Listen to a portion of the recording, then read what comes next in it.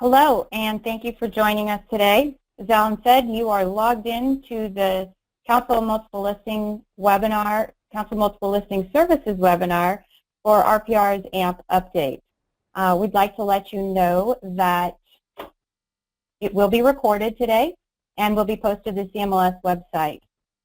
My name is Danae Evans, and I'm the CEO of CMLS. And we are the National Association for MLSs working to bring you, our members, important industry information and keep you educated about all things MLS from the source. If you know of anyone who's not currently a CMLS member, we invite you to visit. We ask you to have them visit our website and consider joining CMLS and share with them your experiences as being a member of CMLS and the value it brings. I do have up our new website. Feel free to browse around that and look at the cool things we've got going on there to clean it up and make those resources available to you. And we thank you for being our members and helping to be part of the conversation, shape, and lead our industry. I'm excited to share that at last count, I think we had over 161 registrations for today, so that's great news, definitely a topic of interest. CMLS has made it a priority to educate our members on relevant industry topics and initiatives, and one way we're accomplishing this is through our webinars. We want to bring the topic forward, talk about the pros, the cons, how you would do it, how does it affect you and your organization and your local marketplace, and most important, allow you to ask the questions. CMLS is offering this webinar for information purposes only and does not support or endorse any of the products or initiatives that we bring forward. Our mission is to give you the information necessary from the source to make the best decisions for you, your organization, and your marketplace. So, thank you again for joining us. Next, I want to take a second just to let you know about, just in case you haven't heard, a little conference we do each year. CMLS 2016 is this September 21st through 23rd in my hometown of Las Vegas, Nevada. And it is hosted by the Greater Las Vegas Association of Realtors and one of our CMLS directors, Ms. Stephanie Hill. We are putting together a fantastic agenda, gala, speakers. We'll be both bringing people from inside and outside the industry with all the topics relevant to you and your MLS. We will also have panels to discuss and be able to ask those questions on those topics that apply to you and how to best use them. With that said, I also have the web page for CMLS 2016, which is full of lots of great information, video, registration links, and information on our events. So today's topic is an update on RPR's AMP. In May, we had a presentation from Mr. Bob Bemis with RPR at our Brings It to the Table event, and the presentation that was done in Washington was an abbreviated version of their regular informational webinar. Today's topics to be discussed will progress report, update, and share new information with CMLS members that previously was only shared with MLSs that had been under an NDA with RPR. So today, Bob and I have discussed, and he's going to be covering different business models for MLSs, how agents will select applications, how they're paid for, and what options are open to MLSs to consider when selecting different parts of AMP's project. So I believe we're also going to discuss how it affects different stakeholders within the market. At the end of his presentation, you will have a question and answer session. So you can type your questions into the chat bar, and we will review those. And we did ask for questions submitted in advance. We have a couple of those queued up as well. With that, I'd like to introduce Mr. Bob Bemis from RPR. He's been working on the AMP project for over 2 years, and now will be responsible for managing the implementation process. Thanks, Bob, for doing the webinar with us today, and I will now turn it over to you to finish the presentation. Take it from there, as they say. Thank you, Danae. Thank you to CMLS for the invitation to present to you today. As Danae said, we did an abbreviated version of this during the Brings It to the Table session in Washington. Today's session will go into a little more detail Actually, we're going to do a lot more detail. Talk about AMP, take a quick trip back in time to look at the history of the project and explain what it is and perhaps more importantly what it is not. We'll also take a look at the various business models that an MLS can consider when they think about whether or not AMP is right for them. Then we're going to point you to some more resources you'll find on our RPR blog, where you can find more information about questions you may have, or contact one of the team if you need more information. At the end of the presentation, as Danae said, we're going to field some questions from the audience. If you have a question that comes to mind during the presentation, please type it into the GoToMeeting or GoToWebinar question box, which should be over there on the right side of your screen, and we will take those in the, well, pretty close to the order submitted, depending on how the flow goes here. We have many goals when we designed the AMP project, primarily to extend the existing technology that's built into the RPR system, to answer some of the needs and respond to requests that we receive from our MLS partners to take a new look at a way of building the infrastructure for an MLS, with the idea of offering more choices for agents and brokers, and to make the MLS system more responsive to the increasing needs of our members for a more robust and open system. Before we start, however, let's clearly define AMP. The Advanced Multi-List Platform, AMP, is a parcel-centric database built on the RPR ecosystem to power an MLS system through data-connected applications for your subscribers. In its simplest form, AMP is a giant data warehouse containing all the information and data that an MLS subscriber needs on a daily basis. AMP can trace its roots way back to 2007, when NAR adopted recommendations from a presidential advisory group to create at that time what was called the Gateway. The Gateway was to be the master storehouse of real estate property information, built on and driving adoption of national data standards and expanding the scope of information available to realtors everywhere. The last bullet here probably sums it up nicely. The Gateway is organic, and it can evolve as the industry changes. And boy, has this industry changed in the last 9 years. RPR was launched 3 years later in 2010 and has grown to be the premier source of real property information exclusively for realtors. RPR is a nationwide parcel-centric database of over 166 million properties that NAR has been providing to its members as a Realtor member benefit since its inception. RPR's foundation is formidable, 166 million parcel records. We're approaching 1 billion photographs and nearly 500 million public records. To build AMP, we're going to leverage the assets and scale that RPR has amassed and repurpose the RPR database to serve the specific needs of the MLS community. As you know, the RPR platform is large, it's robust, it's extensible. The AMP project will be built on this base RPR platform. Think of AMP as one of the floors of a house. The blue in this case is the RPR foundation upon which the main part of the house will be built. AMP in yellow is the first floor with many rooms in our platform house here, and it will sit on top of RPR. And because RPR's platform is extensible, there's room for growth. But AMP is very different from the RPR database that you're familiar with. In RPR, everyone gets to see everything on the public record side. Those users in an MLS that shares data, listing data, with another MLS can see just that authorized data because of the restrictions placed on their role when using the system. That concept extends to AMP, but is made far more flexible. The MLS will be able to define who gets access to what data and in what form, thus making AMP a back-end technology to power an entire MLS system. AMP actually grew out of a request that RPR received from 2 MLSs in early 2004, over 2 years ago now. These MLSs were looking for an alternative technology, something radically different from the existing large MLS systems that traditional vendors offered. They wanted an open database that could be queried from any application to create an application gallery for MLSs. I think it's important to understand that AMP is not a multiple listing service any more than CoreLogic or Black Knight or Rapatoni or FBS is a multiple listing service. AMP is the technology that the service runs on.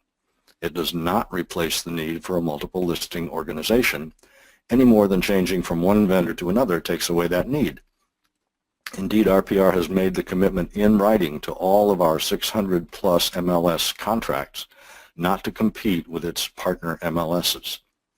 AMP is a logical extension of the RPR mission to provide tools and technology to multiple listing organizations and through the organization to the participants and subscribers. To understand AMP today, you really need to look first at how an MLS system of today is built. The MLS system of today is an integrated platform bundled into one gigantic application provided by a small number of third-party vendors. In these legacy systems, the front end and the back end are inextricably linked, yet every MLS system is different, even when they're provided by the same vendor.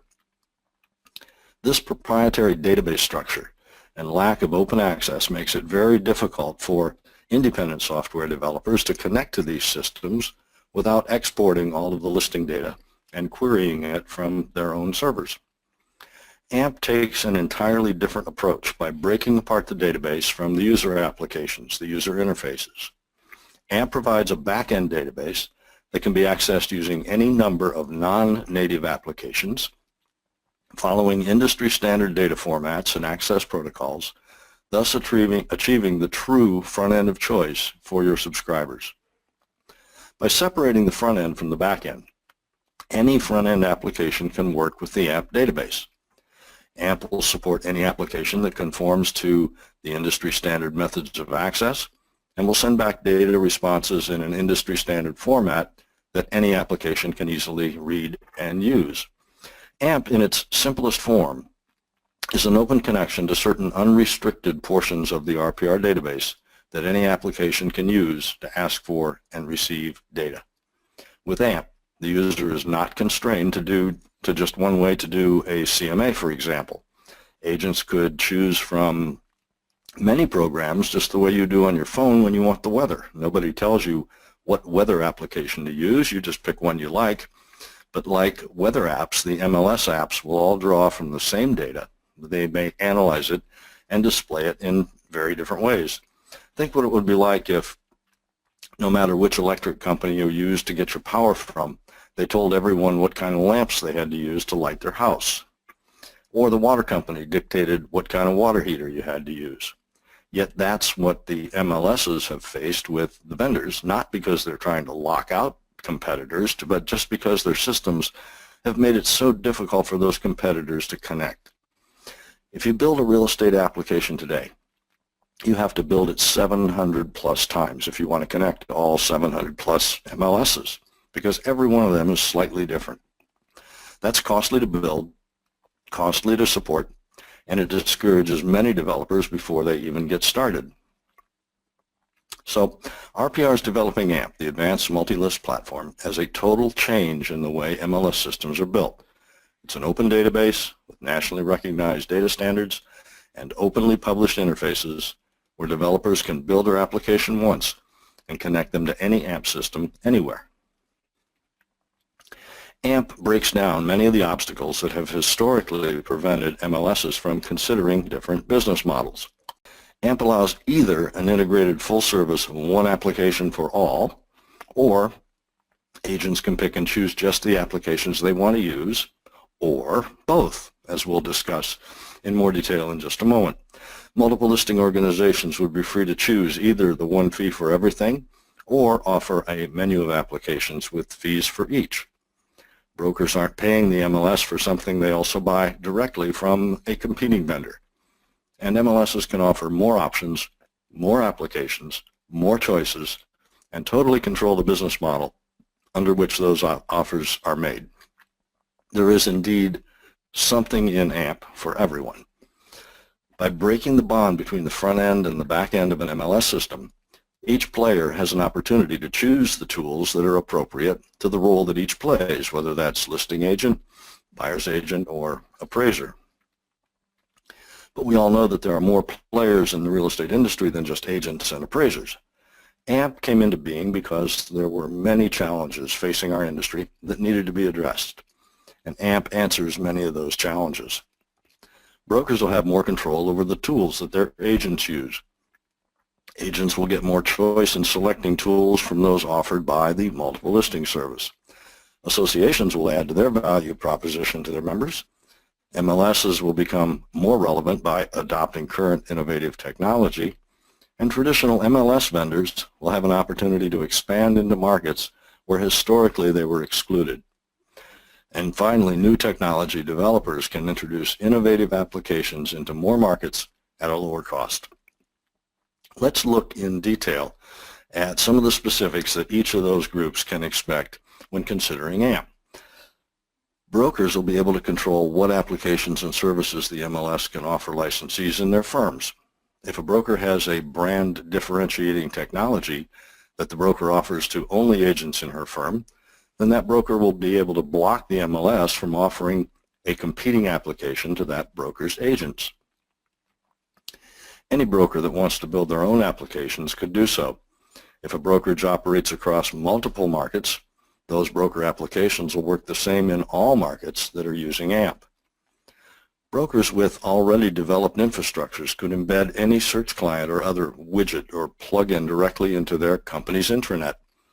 That intranet landing page then becomes the agent's workstation. This consistency reinforces the broker's brand and further enhances agent loyalty and brand awareness.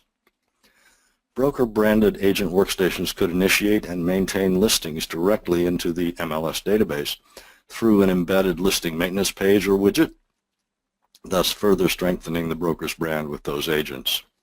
And finally, brokers could now receive a single data feed in a standardized format delivered via industry standard protocols from multiple MLSs in which they participate if those MLSs are all on the AMP platform. Agents, by their very nature, are a very highly competitive crowd. They're a type A, hard-driving personality that's constantly striving to differentiate their service from that offered by their competitors. The traditional MLS system, with its one-size-fits-all technology approach, does not help the agent who wants to stand out. The common tool set makes the work product of all agents pretty much the same. CMAs all look the same, have the same format. With the exception of an agent signature, all the saved search email notifications look the same. AMP can put an end to this sea of sameness in those MLSs that choose to offer a menu of application services.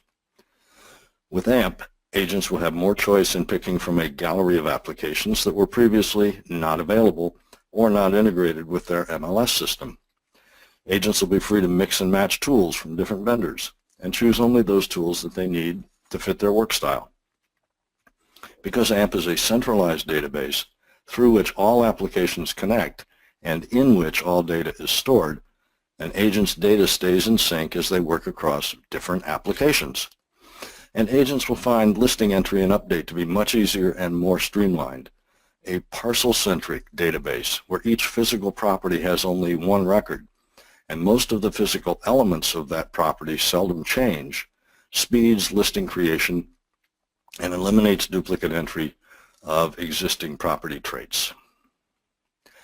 For associations who own and operate the majority of the MLSs, about 92% by our calculation, there are some benefits there. In most cases, the health of the association is dependent upon the value proposition offered by its MLS. Association management and leadership have a financial stake in offering the most functional and flexible MLS system possible. For an association thinking about a future merger with another association, the AMP structure offers much flexibility. Discussion among organizations about mergers often entails three major agenda topics: governance, technology, and money. Having a common database would offer MLSs a first step toward a future merger. It would let two or more MLSs get used to sharing data and perhaps even cooperation and compensation while they consider how to handle the more sensitive and difficult issues. MLSs on the common AMP database platform could continue to maintain their local culture, identity, and integrity simply by sharing data with subscribers in their neighboring MLSs. And while members continue to do their business, the leadership would be free from any time constraints to consider the more pressing issues of governance and financial structure. There would be no rush to do everything at once. So as you can see, AMP neither mandates nor impedes organizations from considering working relationships with their neighbors, up to and including a merger. This level of autonomy and self-direction was not available to associations that relied on traditional technology structures. AMP completely changes the dynamic of the system vendor arena. AMP will offer a standardized database accessible through openly published and standardized application program interfaces, APIs. Vendors would be able to accomplish MLS integrations much faster and easier, since the interface would be the same across all MLSs. Vendors no longer have to write new code for every MLS or convert their products when an MLS changes system vendors or adds a new data field. The open structure of the AMP system will enable not only new, smaller developers to enter the real estate marketplace, but will also allow legacy vendors, if they are so inclined, to modify all or portions of their system to work in any AMP market that historically they could not have entered. By opening the MLS, technology vendors will find more markets, more agents available to buy their products, and more opportunity to increase revenue with lower development and lower support costs. Access to MLS data would be in real time through the API, so vendors would no longer have to download and aggregate MLS data just to make their applications work. In talking about the benefits to the MLS, it's important to remember AMP is not a replacement for your MLS service. It's an alternative to your existing system technology. Using AMP technology, each MLS staff person would continue performing whatever function they're currently doing with your incumbent system. However, AMP does offer benefits beyond anything that the current technology is capable of offering. Because AMP lowers the barriers to entry for new software developers, MLSs can easily bring products and services to their members and satisfy the demands of their brokers for choice as the platform evolves. The roles-based security system within AMP restricts data access according to rules imposed by the MLS. MLSs will no longer have to purchase tools in bulk through a site license because historically that was the best way to acquire them at a reasonable cost. But this feature does not negate the opportunity for an MLS to enter into a site license if they were more economically viable to do so. However, as with all aspects of AMP, in an AMP-powered system, that choice rests with the MLS administration. Each MLS will have full discretion as to the terms under which they work with each vendor, including setting price and potentially revenue shares. MLSs will increase compliance and improve data integrity with AMP. A single property record with nearly all of the required fields already resident will eliminate most typographical errors. The database system will check data entries to the extent possible, but MLS staff will still have the ultimate oversight and responsibility for rules compliance.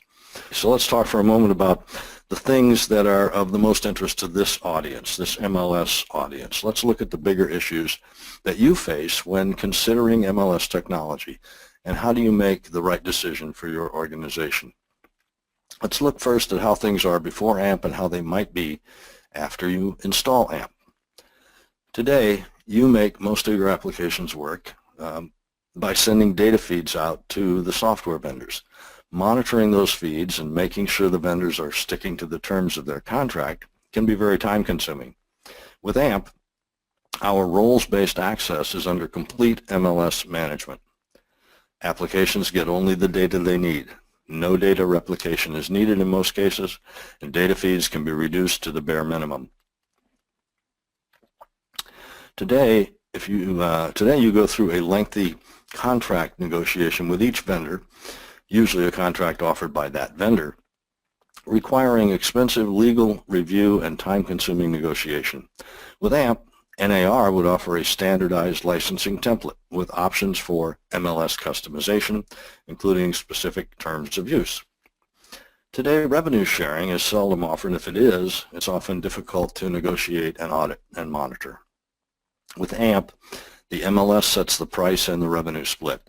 The vendors agree to the concept prior to placing the product into the AMP environment, but the specifics are left to the MLS to negotiate or dictate. Today, this phrase system conversion can send an MLS executive into shock.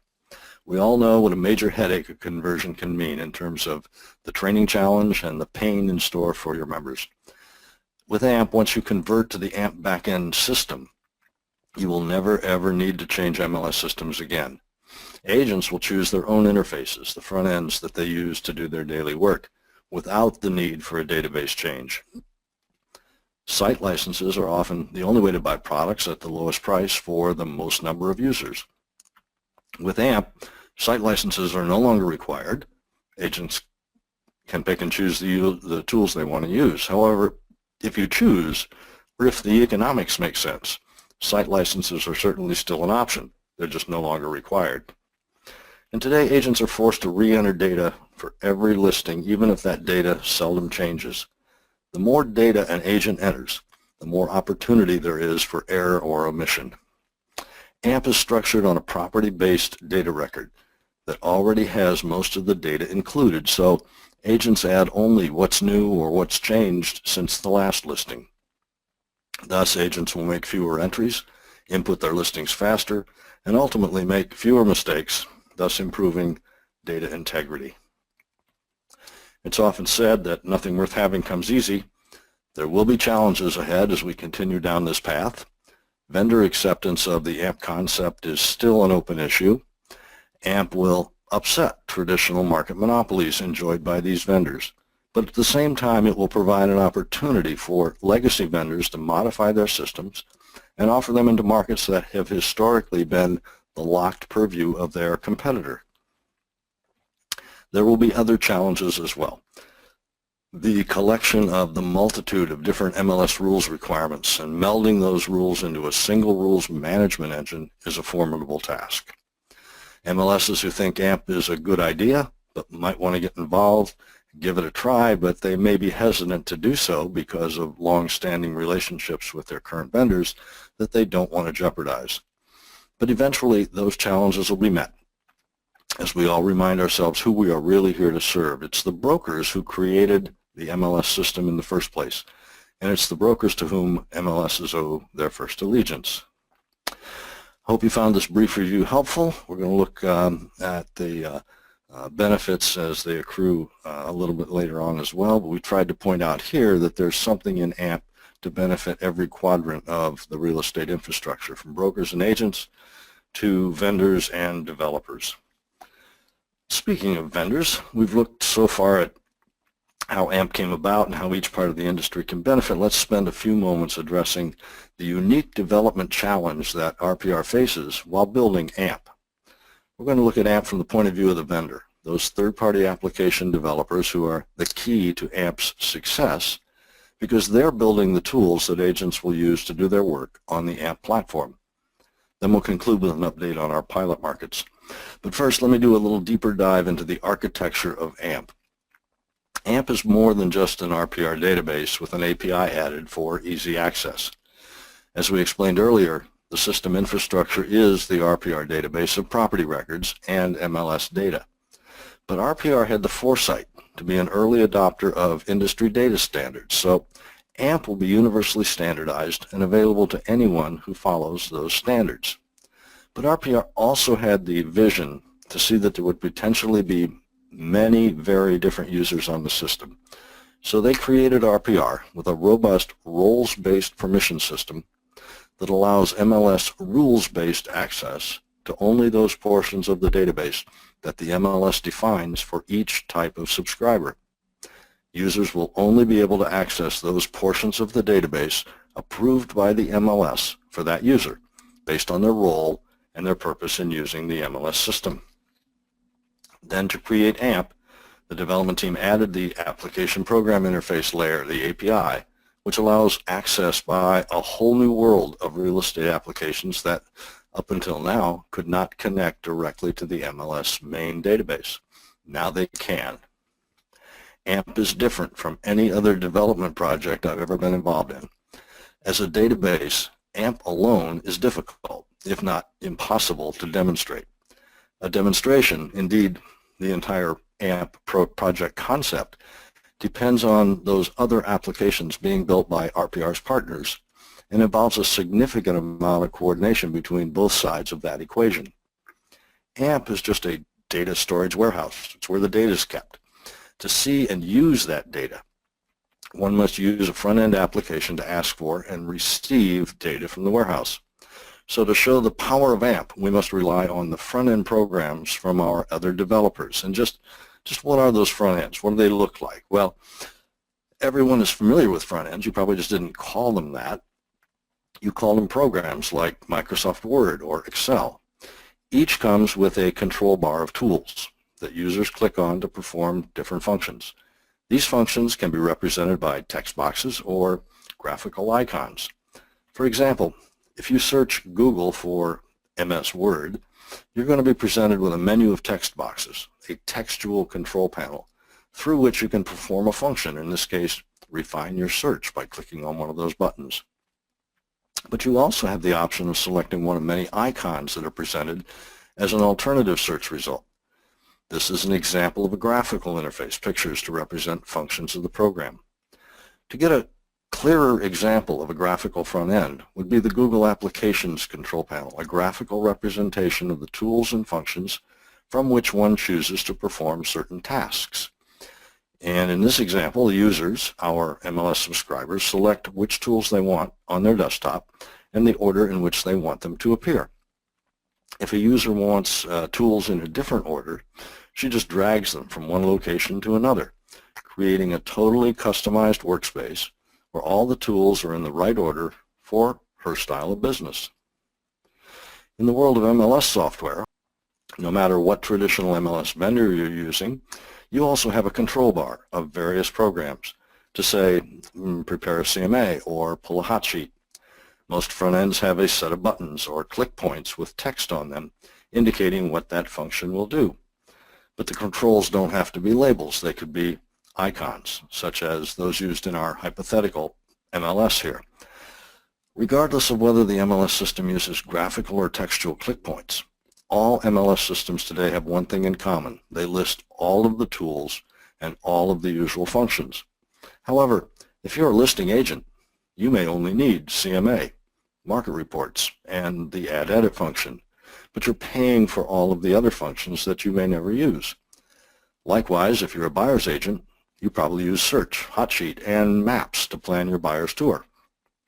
But again, you're paying for all of the functions that you seldom, if ever, use. In the unique architectural world of AMP, the MLS administrator can set up the system to allow agents to pick just the applications they want. So an agent that wants just a few functions doesn't have to pay for all of them. The MLS is in complete control. With AMP, the MLS has options. Go the traditional route with the full-featured front end for everyone, or allow users control over their workspace to design their own set of tools from the many applications that you will make available. That's what makes AMP completely different from any previous MLS system ever offered. Let me add a little more depth to this topic, because I know that this is one of the subjects that this audience is most interested in when I presented this program mid-year in DC. The AMP platform is designed not only to give agents the most flexibility in choosing tools, but it also gives MLSs tremendous flexibility in choosing your business model. We have purposely avoided recommending any particular model to any MLS, preferring instead to present options and let the MLSs choose what's best for their subscribers. The MLS could go the traditional route, offer a single full-featured front end with all the bells and whistles, bundle it in with the AMP database, and bill subscribers one flat rate for the whole package, just as you do today. Or you could go completely a la carte and offer no standard front end, instead give agents the total flexibility of selecting the one that they want right from the beginning.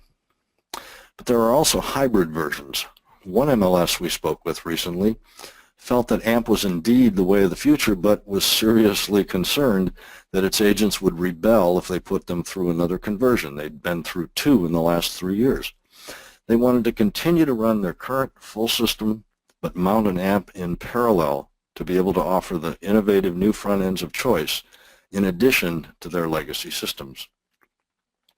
And we've talked to 2 MLSs who are large enough to have their own in-house development shops that are considering porting their current software over to an AMP server so they can continue offering the same service they do now, but also open the door to some new approaches to applications as they develop in the future. All of these options, and probably more that I haven't thought of, are available for your consideration when you start to think about how you run your business in the future. To make AMP successful, we need forward-looking, innovative development partners to create the tools that agents can use in their work. Fortunately, we have some pioneering development companies working on their interface to AMP. The Rapatoni Corporation announced last September that they were modifying their software to interface with AMP and reconfirmed that commitment just this past spring in another press release immediately before the Washington Convention. Lone Wolf, long a leader in providing broker management software systems, is extending their Wolf Connect product to become a full-service agent MLS toolset connected to AMP. And W&R Studios, perhaps best known for their Cloud CMA program, introduced their Cloud MLX search application at NAR midyear, and they are committed to making it available as one of the first front ends of choice on AMP. We are thankful to the support of all 3 of these industry veteran development organizations, who are just the first of what will be a long list of application providers who will offer their products through the AMP platform. They see the real future of technology coming to the present, as we realize the long-awaited front end of choice that the industry's been predicting for the last 10 years. AMP makes front end of choice not only possible, but imminent. AMP came into being because a number of MLSs asked RPR for a new solution to the decades-old challenge of a closed and slow-to-evolve MLS. The CEOs at those MLSs thought that this slow evolution was holding back their subscribers from being more productive and having more choice. Now, over 2 years later, we have over 50 MLSs in the pipeline, 3 major technology vendors announcing support and integration efforts with AMP, and test markets about to be inaugurated. In the 1 year since AMP was funded, we've reached working relationships with nearly 20% of NAR membership.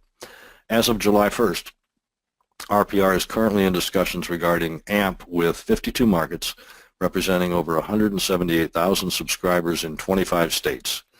This number is calculated from our 30-plus requests for proposal or letters of interest that we've received, 5 verbal commitments to send that letter, and 17 ongoing discussions under NDA. These early development partners play an important role in our development process. As we share with them the ideas that we're building into AMP, we look for feedback and direction on how the AMP concepts play into their local market differences, particularly when it comes to MLS rules. We recognize that every market's different, and only through understanding the nuances from market to market can we be sure that we're building an MLS platform that will serve all markets equally well. These MLS leaders are getting involved. They're helping design the next generation of MLS technology as our early adopter partners. Some of these MLSs have offered to be early test markets. They've agreed to provide agent users to test the applications and we will be receiving from our third-party vendor partners. And through their agents, they will give us real-world, live market feedback on how well AMP meets their business needs. We thank them for their courage and for their assistance in helping develop AMP. And while our development team continues to write the code that will drive the system, our marketing team has been working on a communication program to promote and publicize AMP. And this is the source of the resources that you may be interested in. From the home page of the RPR blog, you can now easily find all the information you might want about AMP from the main menu under Projects. Click on any of the AMP resource items from that page, and you'll find more information about what you're interested in. The webinar link, for instance, from the main menu now lists all of our upcoming webinars and outlines the content of each. The page allows you to register for any number of upcoming events. And we found that local AEs and MLS execs are passing along this link to their leadership to encourage them to attend and become more knowledgeable about what AMP is. We've begun a series of podcasts. These are private, updated recordings for our early adopters. They're password protected. They're posted for only a short period of time. But in the public side, we have blog posts that we find are a great way to get information out because a lot of them are distributed through people's feed readers. We've recently posted a 4-part series on the benefits of AMP for all the stakeholders in the equation, and it's gotten quite a bit of readership. It's a great synopsis for you as MLS leaders who may want to pass that on to your members or your leadership. And we're now posting all of our monthly AMP update newsletters online for everyone to read. Most MLS execs receive the update as an email, but many have asked us to keep those online for historical reference. You'll find all this information on the blog at blog.narrpr.com/AMP. I encourage you to check that out. And now comes the fun part. It's time for your questions. If you'd like to ask a question, simply type it into the chat box, the question box on the GoToMeeting control panel, usually over there on the right side of your screen. If you have questions after the webinar and you don't want to necessarily ask them in public, you can send an email to the AMP team at AMP, and NARPR would be happy to answer them privately. I'm going to ask Danae to join me for this round. Get her mic turned on in case you throw me a question that I'm either not ready for or that might more appropriately be answered by CMLS than RPR and the AMP team. Danae, are you back online with me? I am on here. Indeed, that is good. I'm going to turn to Alan Wright, our moderator for today. Alan, do we have any questions queued up in the old AMP mailbox?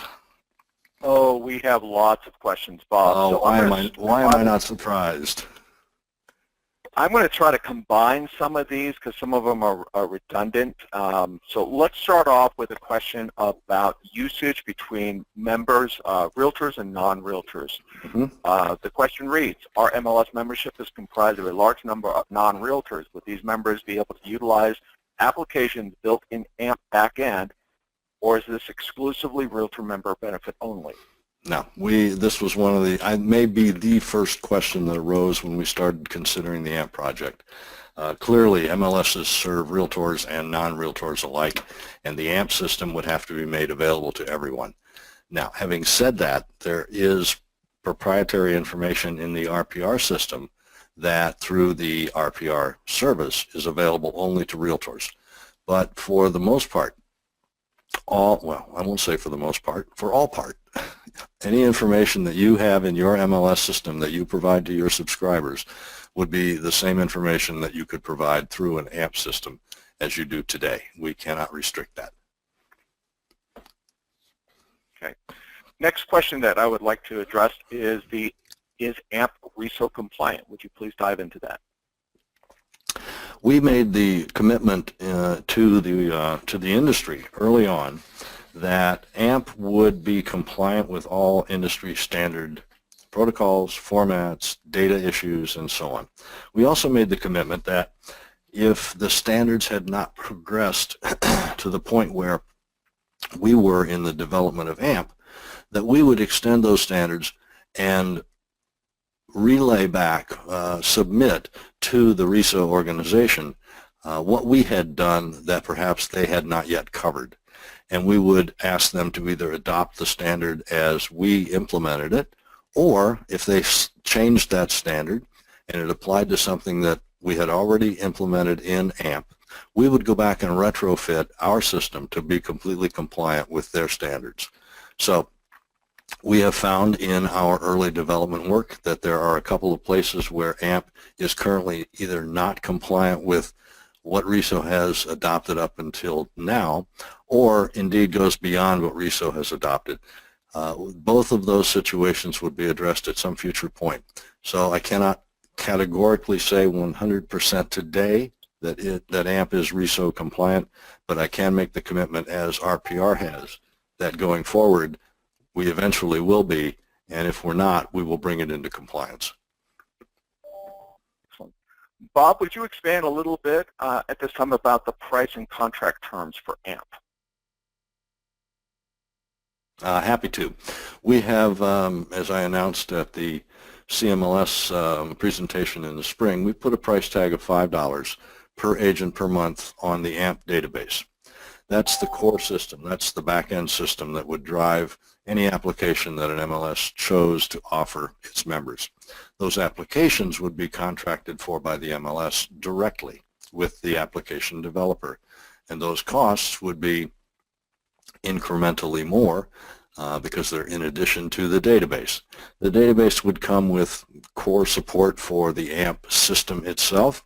It would come with administrative tools for the MLS administrators to operate the system on behalf of their members to the extent needed.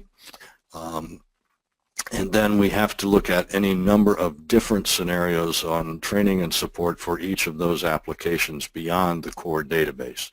But the short answer to your question is the database platform upon which you can build this multi-layered, multi-featured, multi-applicationed system will be $5 a head across the board for any MLS that wants to put it up. And the contract term, Bob? I hadn't come up with one, frankly. I know from my personal experience, contracts in the MLS world are anywhere from 2 years out to 6 or 7 in some cases. That's certainly a negotiable item.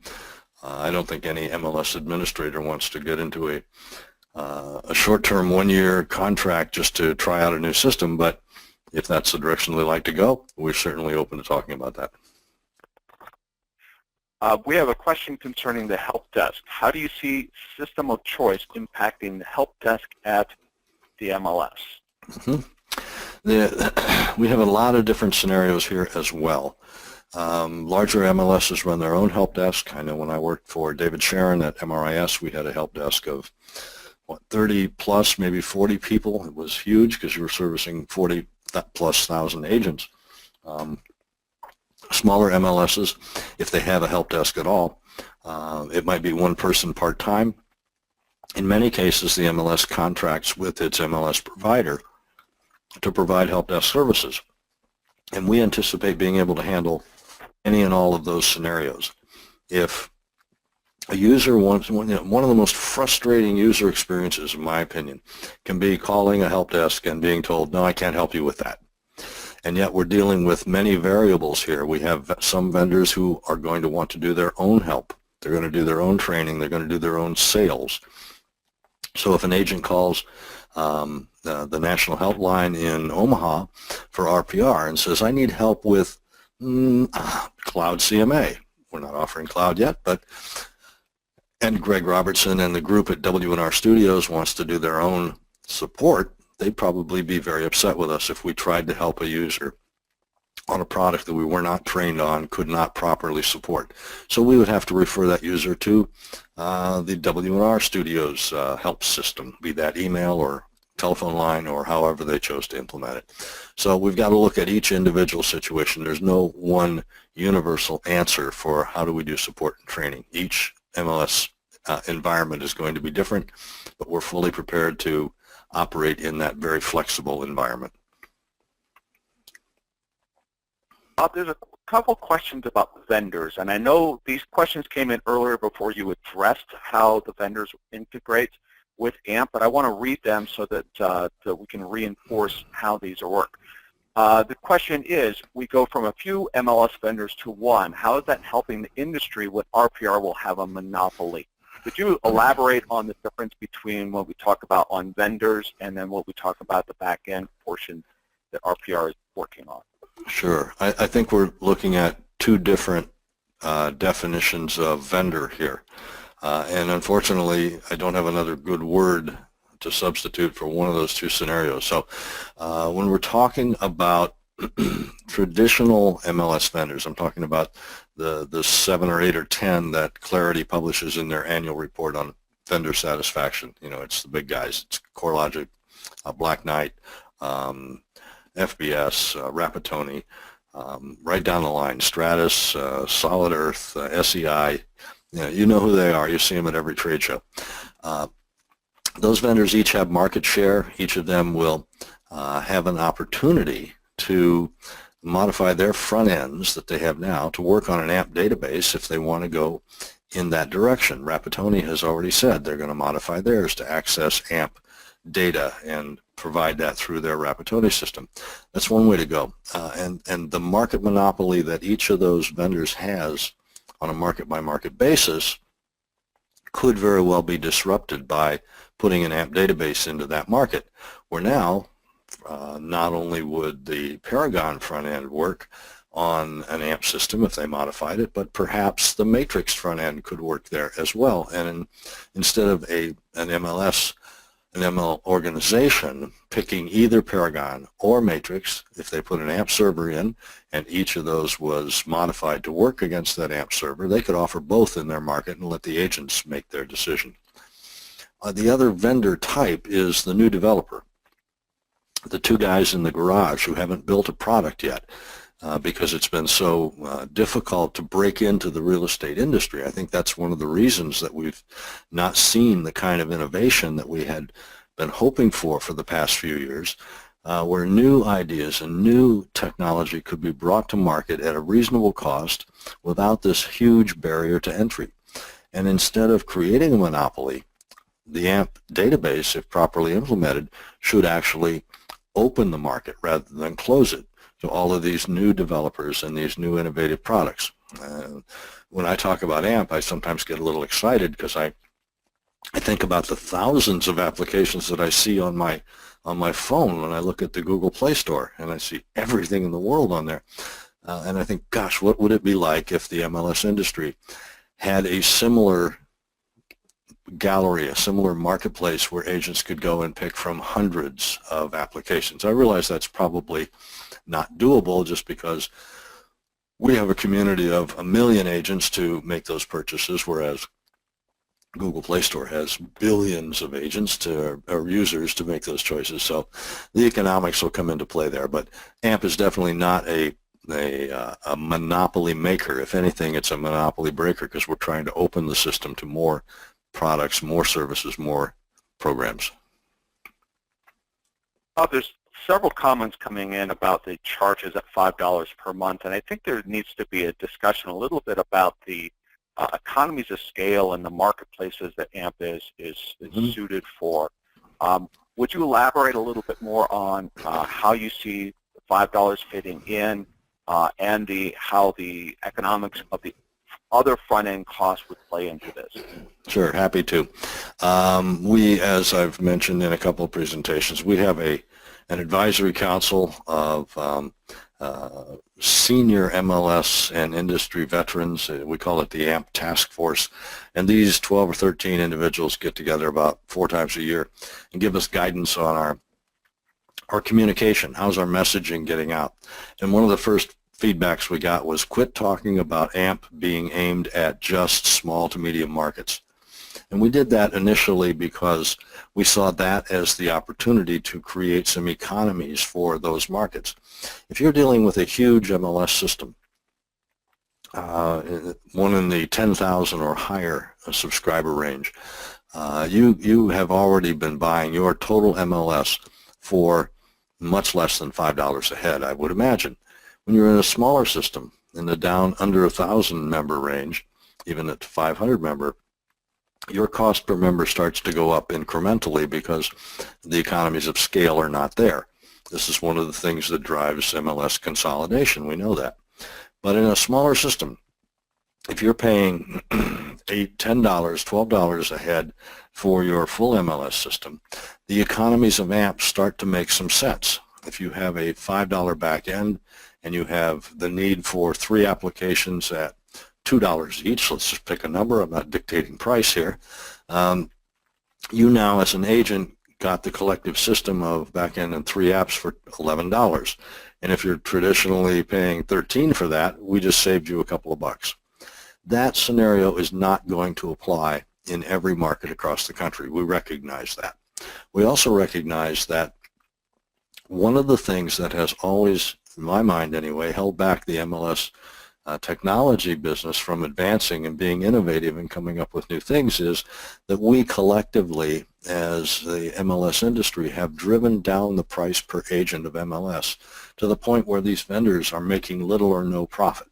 And without profit, it's very difficult for them to innovate. If we go into that environment and we try to compete on price alone, we will not be competitive. I think the industry as a whole has to recognize that that their agents, their subscribers, are going to be paying a little more for an MLS system if that MLS system brings a huge increase in value, brings an increase in innovation, and the ability to have many options for many programs that they have not had in the past. So we will not be price competitive at the high end of the market, nor will we be necessarily price sensitive at the lower sized MLS market. But we hope to be able to demonstrate when we start mounting parallel systems and doing demonstrations of the AMP potential when it comes to November when we meet in Orlando, that the AMP system has value, that value is at the price point we are creating or shooting for, and that we will be able to demonstrate that value to you as MLS administrators who will be making those kinds of decisions. Bob, I think we have time for two more questions. One is going to be really quick. Just wanted to verify that the cost of AMP, the back end, will remain at $5 per agent per month, no matter how many different front ends the MLS has elected. Is that correct? That is correct. The back end cost is separate completely from all of the options that will be available to the MLS to select and negotiate price on the front end applications. Excellent. You know, at this time we have used up our hour. I would like to turn it over to you, Bob, to make any closing comments, and sure. Thank you again to Danae Evan for joining with us. And let me do that as well. Danae, we didn't get any questions that were more appropriate to CMLS. Anything you'd like to add as we wrap up our presentation time here today? Nope. I would like to thank everybody who logged in and participated today, and thank you, Bob and Alan, for your time putting this together, and look forward to continuing conversations and discussions about AMP in our marketplace, in our industry. Well, thank you again for the opportunity. I hope we've conveyed that AMP is positioned as an extension of the RPR service, providing tools and technology to our multiple constituencies, be they brokers, agents, MLSs, or associations. I didn't want this to be more than an information session. I really didn't want it to be a sales pitch, although I'm sure in some places it came across like that. But if you're looking for more information and you want to contact the team directly, please do so. Our general mailbox is amp@narrpr.com. We're always looking for more MLSs who want to participate in the process. There's no cost, no contract, no commitment to or any long-term obligation to get involved as an AMP early adopter. We just ask for your commitment to help us with the process to the best of your ability. This is your chance to build the future MLS ecosystem and redefine the technology that we're going to be using in the future to serve our members.